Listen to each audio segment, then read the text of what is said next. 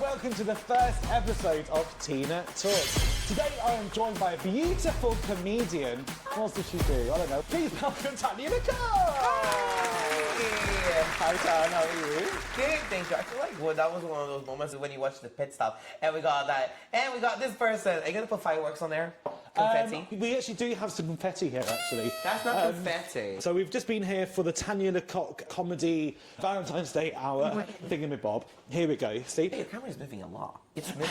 I have constipation. It's following me. It's called the gimbal. Oh my gosh, that's so hot. I maybe have to turn it off, but I don't really care. I'm going to throw this in the air. Is that okay? Yeah, sure. Let's do it. It's weird hair, isn't it? Okay. 3, 2, 1, laugh! Go. So we are doing this online on the podcast on Spotify, and we're doing it live as well on YouTube. So if you want to watch more episodes of this, make sure you go and follow and subscribe on YouTube and Spotify. Do what you have to go and do. Fabulous. Just find her on Instagram and she'll put the links on the fucking link. Can I swear? Yeah.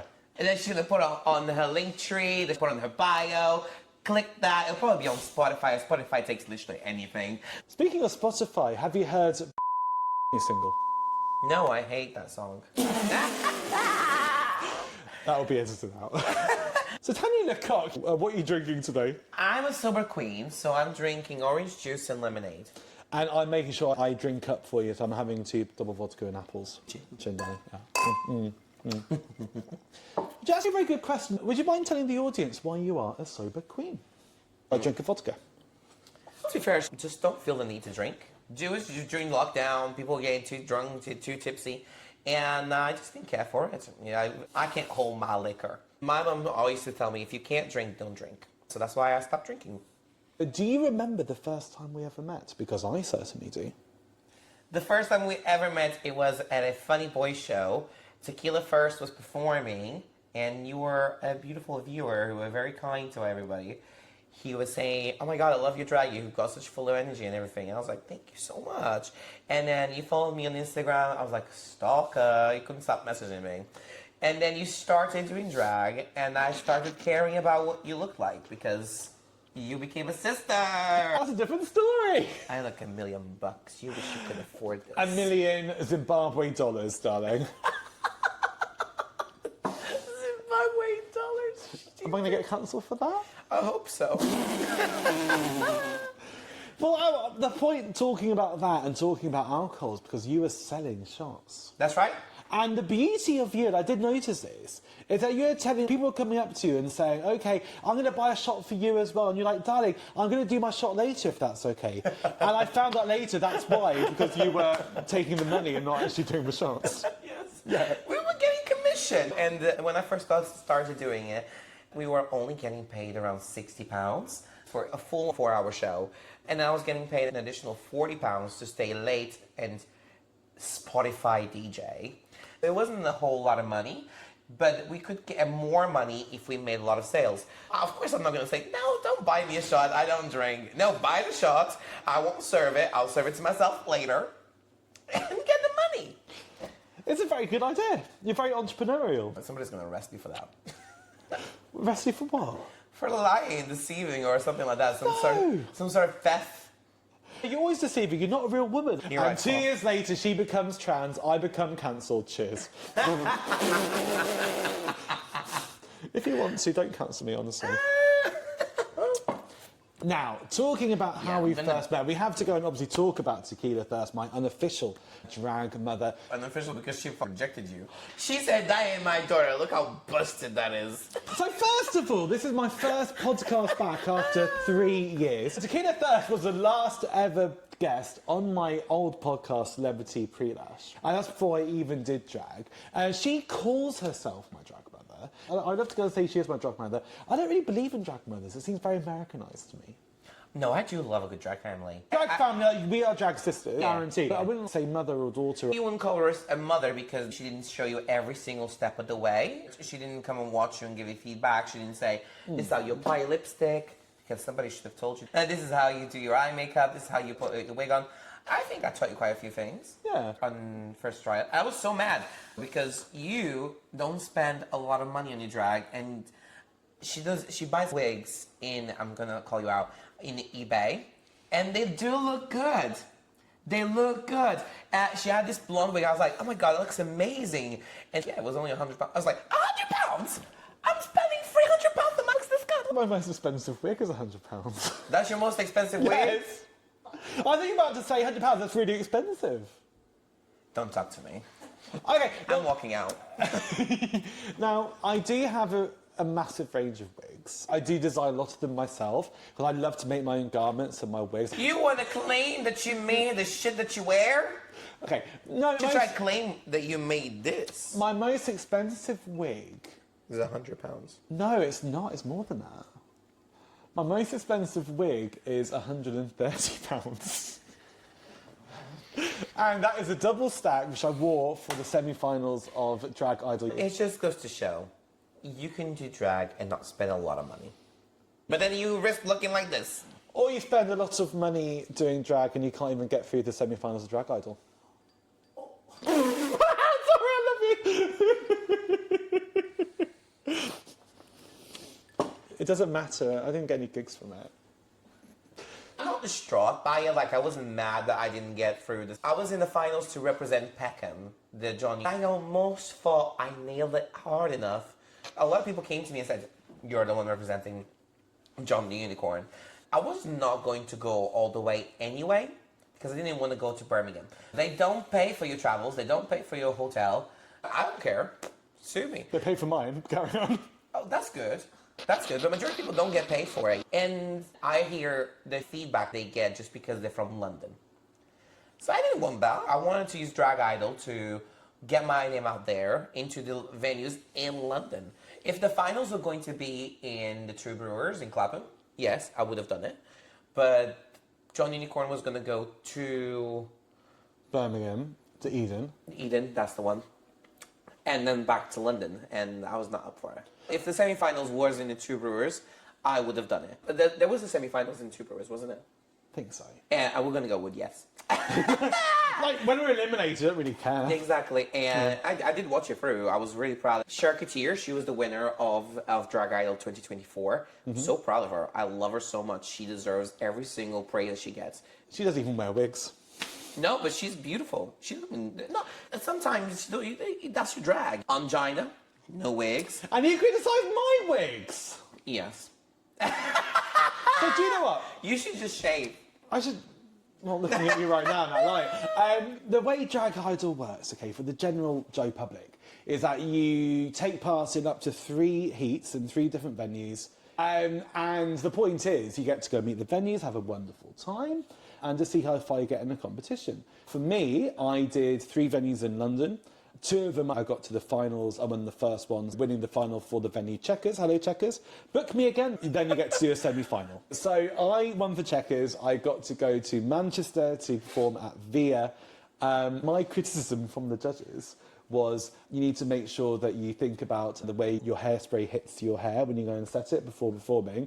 Also think about as well, be careful how you dance in heels. And I'm a dyspraxic, so me dancing in heels is always an issue, but I still get through it. And think about your hip pads. The winner of that heat was Charcuterie, who doesn't wear hips, heels or hair, and she won the whole competition.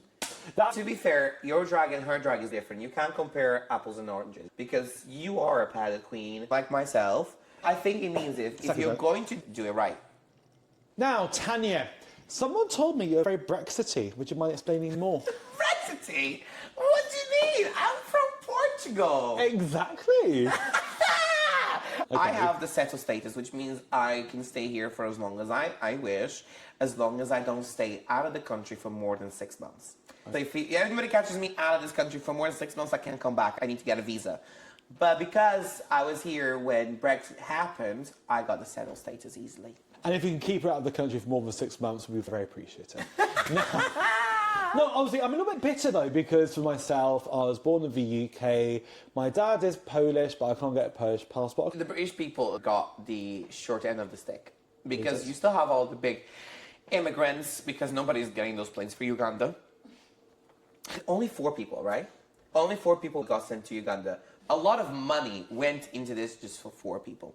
I think it was over £2 million, if not 2 billion. I think it's 2 billion. I want to say billion. It can't be 2 billion. Why not? I know it wasn't Ryanair. It was £2 million for 4 people. That's more money of Drag Race in the US than Pretty much. The price is $200,000 for the winner. Mm-hmm. $2 million for 4 people. That's a lot of winners. I think we should go to Rwanda and start track night. It'd be great. No, I'm right. It's against the law. Yes, it is. We'll change the law. When? We're going to get on a plane, putting her on first. I'm not doing this. They're going to go put her in the seat and run off. Bye, Tanya. I'm not doing this. I don't want to Go to Rwanda. They love you. I don't want to go to a phobic. Is it phobic? I don't think it is. I think Rwanda's quite... Homophobic. Speaking of Rwanda, we have a very special guest today. Please welcome Prissy You are aiming for your cancellation. You are trying hard to get cancelled. Prissy Patel's a massive fan of mine. Oh, you're going to get in trouble. She loves it. Of course she doesn't. I don't live in Rwanda. Anyway, I can't put that in, can I? Oh, you're in trouble. I'm in trouble. She's going to watch this. I hope you put it in. Put it in. I think just keep this unedited at this point. I have friends from many different backgrounds. That is the whitest thing ever. You're talking about Rwanda, you're mentioning these spicy names, and then you talk about Toria, and then you'd be like, I'm very left-wing, and I have lots of friends of many cultures. Just so you all know. She's not a racist. No more Teena Talks, Tania and Teena Talks. Well, TNT Comedy. We used to do a show together called TNT Comedy. When is it coming back? Whenever one of us is successful enough to pull audience in. Because it's true. No, you're not that famous. No, she is very famous. She is very famous. But real talk, girl, you've seen how it was with Just Us 2 and bringing one guest in. It's hard. And I know she said that she wouldn't want to get paid. But that, for me, is not fair. I have to pay for everybody that works for me. And I like to be in charge. I produce all my shows. I make the final say. I like to have the final say. And to have all these privileges, you must pay the price. And since I can't afford you quite yet because I'm not that famous and your fans don't like to come and watch our show, we're not doing that until one of us is famous to make the show happen. Hi, Monroe. Hi, You have a voice from afar. How are you? Gorgeous. Tell the audience, when did you come over to the United Kingdom of Great Britain and Northern Ireland? We came because it was me, my sister, and my mum. We came in 2011, and we landed in London and then got the night coach all the way to Manchester. I think Manchester is full of wonderful people, but it smells so bad. I can't handle the smell because the factories, those smells is really rough on my nose. When I used to live there, it didn't bother me, but then when I moved to Chester and then later on here, every time I go there, I'm just like, get me back on the train. I don't want to stay here. And now that I live in London, people are too friendly in the north. In London, everybody minds their business. I can walk out here in makeup or like this, nobody will say a word to me. In Manchester, they will say a word to me if they're homophobic and just for being brave enough to walk around with this. They'll be like, oh my gosh, you look so nice. What's your name? And they'll take a whole conversation with you when you just want to put your headphones on and do nothing with them. So you think all people from Manchester should go to Specsavers? Wow. Before we finish the podcast today, we're doing a special feature on Teena Talks called Teena Untalks. What I have done to my Instagram followers is this evening, I've asked them to give a question which they can ask anyone in the room upstairs here at the City of Quebec in central London, and I cannot respond or be involved in this answer. Now, where is my phone? Here we go. Do you know what? I'm such an old bitch these days. My background is currently a sunflower. Aww. I took it myself. So whatever middle age. How long are you planning on living? Whatever the first response is, you have to ask people this question and I have to go for it. Are you ready for it? No. I'm a bit scared now. Am I getting cancelled for this? A little bit. We've actually had many responses, but I had to take the first one. No, I'm not. So this is from Made in China. How was it to transition? So you're gonna make me ask these people, how was it for you to transition or for them to transition? Obviously towards me. So I'm gonna walk around the city of Quebec with you dressed like this. How do you think it was for her to transition? Exactly. That was a question from Made in China. That's Are you ready wild. to go and do it? No, but let's do it. Let's go, and we'll be back in a few moments. This is Teena. She is very famous. She is a drag queen. Shut your mouth.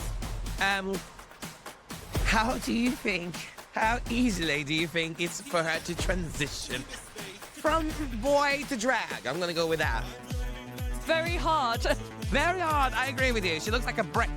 Thank you so much. Let's ask somebody else, all right? Stand next to this ugly beast.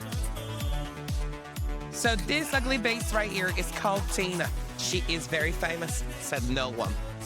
How easy do you think it's for her to trend hard like a brick? Oh, you would like it worth it. Is it down? Come here. You're perfect. You're beautiful. You're like Linda Evangelista. You're a model. How hard do you think it is for her to transition from boy to girl drag? Look at her. Well, it's got good skin. Oh, that's so sweet. What a liar. I think easy. You think it's an easy transition? It's almost zero to nothing because this bitch still looks ugly in drag. I'm so happy that she gets to do it and not talk. She can't talk. She's on to I'm talking. Honestly, it's not even April 1st and this lady's lying to her. Lying. The lies. Coming on my right. Standing right here. Not like that. Shut up. You're untalking. It's Teena Untalks. Honestly, she can't even follow her own rules for her own segment. How hard or how easy is it for her to transition from this to a drag queen? You can be truthful. We want the honesty. We want the truth. Do you mean how hard? You know, long as it is. No, I mean how easy and hard do you think it would be for her? Like for me, it's beautiful. It's easy. It's like it's a great transition. For, let's say, her, maybe not so much. You tell me, what do you think? I think you look beautiful in drag. Beautiful. Duh. What time is Duh. it? Tanya's my darling. My darling. Say that again. Tanya's my darling. Yeah, exactly. And don't mess with this lady. She's security. Thank you so much for that, darling. Thank you so much. And that concludes Teena Talks. The majority of people agree with me. It's a very, very hard transition. It's a very, very rough transition. It's a very, very ugly transition. Love you so much. Can you talk now? Tanya, thank you so much for joining me today for the podcast. Did you have a good time? It's been great. I had a good time here. Thanks Cool. for making me ask awkward questions. I believe actually you're starting a podcast soon. Would you mind telling people about it? That's right. I will tell you this much because it's not out quite yet and we're still working on our tweaks and details. Follow me on Instagram at Tania LeCoq, TALECOQ, and there you will see the announcement of my own podcast with my girl. Very good. Give it up for Tania LeCoq! I'll see you next time for Talks with Teena. Teena Talks. I'm not deciphered name yet. Bye. Day. Wow. About one person. Who's ready for some comedy? Oh, please keep it going loud and proud for your hostess with the mostest, Tania LeCoq. And lousy hanging. Hello. I am Tania LeCoq. I German cock. I can't wait to see. Excuse me, sorry. I have a special delivery for Tania LeCoq. For me? Yes. Oh my God. You checking for the name there. I'm so excited. I wonder if this is for you. Bought me this one. It's from me. Everybody say love. Everybody say love. Everybody say love. Give yourselves a big round of applause. Cool, Kieran. Thank you for that one. Thank you so much. I was inspired by the Selena Gomez scene in The Wizard of Waverly Place, where she got a bouquet of flowers out of a fucking closet thing. I said, "What is for?" From me. And it's been in my head forever. So, as I'm saying, I am Tania LeCoq, all the way from Portugal. I'm your Portuguese comedy queen. And honestly, Valentine's is gross. Just gross. Flat out gross. Do we have any people in love? Don't be embarrassed. It's okay. It's okay to be in love. It's honestly, it's great to be in love. It just sucks for me. Thank you. You're in love? Are you in a relationship right now? How long?